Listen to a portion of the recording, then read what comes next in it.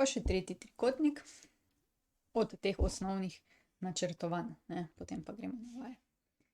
Pravi, ta pa je podan stranica, stranica, stranica. Se pravi, A je 7 centimetrov, B 8 centimetrov in C je 10 centimetrov. Spet moramo narediti skico.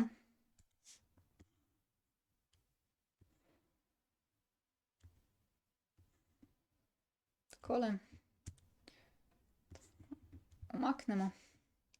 Označimo oglišča A, B, C, stranice B, A, C kot alfa, kot beta, kot gama in obkrožimo znane količine. Se pravi B, A pa C poznamo.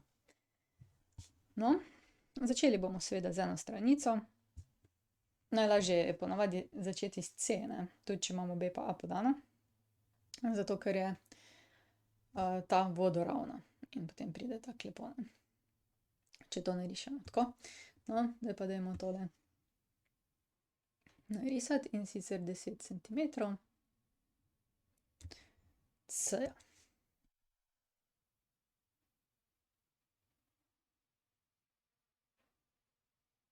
Takole, imamo 10 centimetrov C-ja in označimo A in B.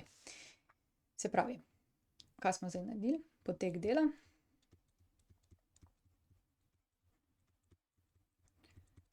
Prvič narisali smo stranico C, ki nam je dala dve točki A in B. No, zdaj pa imamo eno težavo, in sicer ne vemo, kako bi začeli risati stranico B, niti ne vemo, kako bi začeli risati stranico A, ne. To je zdaj naša težava, ne vemo, kakšni koti so. In zato bomo uporabili šestilo. Zdaj pa, mi samo vemo, koliko je dolga B. In bomo zapičili šestilo v točko A, vzeli v šestilo razdaljo točke B in naredili lok. Da bojo vse okoli točke A označene take točke, ki so oddaljene točno za B. Postopek bomo ponovili na B strani in bomo dali, zapičili šestilo v B, v šestilo vzeli stranico A in spet narisali lok, da bojo od B-ja oddaljene samo za stranico A. Tam, kjer se bosta ta dva loka sekala, pa bo naše oglišče C. Se pravi, najprej recimo gremo s stranico B. Stranica B je dolga 8 centimetrov, to je zdaj 10, 8, bo takole. In premaknemo šestilo tako, da ga zapičimo v točko A. Lahko recimo, zdaj moramo pustiti pač to šestilo pri miru, ne, in recimo malo višje gor pa lahko damo, ne, ker ne bo tako. Tako, in potem od tu narišemo lok. Takole. No, potem vzamemo šestilo in prilagodimo njegovo velikost na stranico A, ki je še manjša, se pravi 7 centimetrov, takole. In velikost stranice A zapičimo v točko B, obrnemo takole, ne, in zdaj narišemo lok. Evo. Tam, kjer se ta dva loka sekata, dobimo točko C.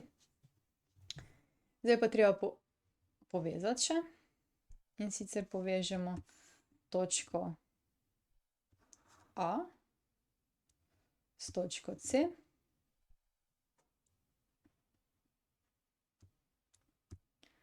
Tukaj je pač previdno, da bo kolikor toliko naravnost, ne. Takole. In povežemo zdaj takole. In pa še povežemo od B do C. Takole. Povežemo.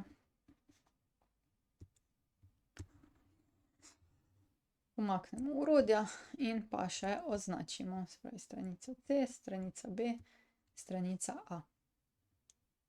Zdaj kot alfa, kot beta pa kot gama, če želite, lahko označite, pomembno je pa, da so A, B in C označene, kajti tudi te smo imeli podane, ne.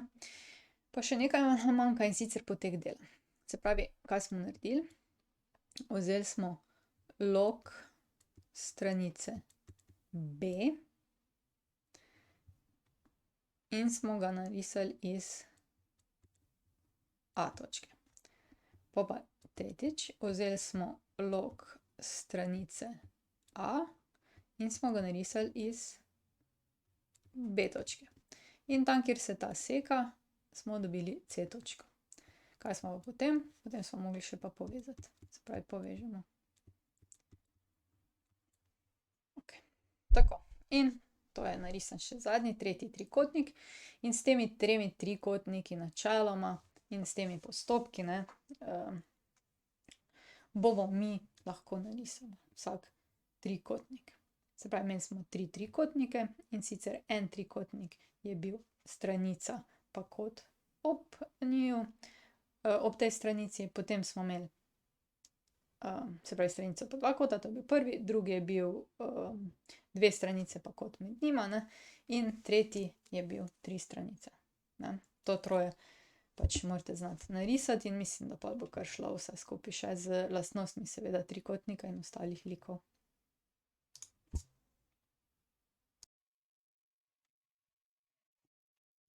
Takole, tole je pa domača naloga. Poskusite načrtati vse tele stvari. Jaz bom potem podala rešitve za te stvari, tako da načeloma je to. Aha, edino, katero ne, je tale. To je tole zadnjo ne. Razen če koga zelo zanima, ampak načeloma zadnjo ne, tele bomo pa rešili, a ne, oziroma narisali. Tako da, to je pa za domačo nalogo. Uspešno delo. Prišli smo do konca. Če želite ali morate videti več, si poglejte na moji spletni strani ninarazlaga.si ali pa se naročite na moj YouTube kanal. Se vidimo!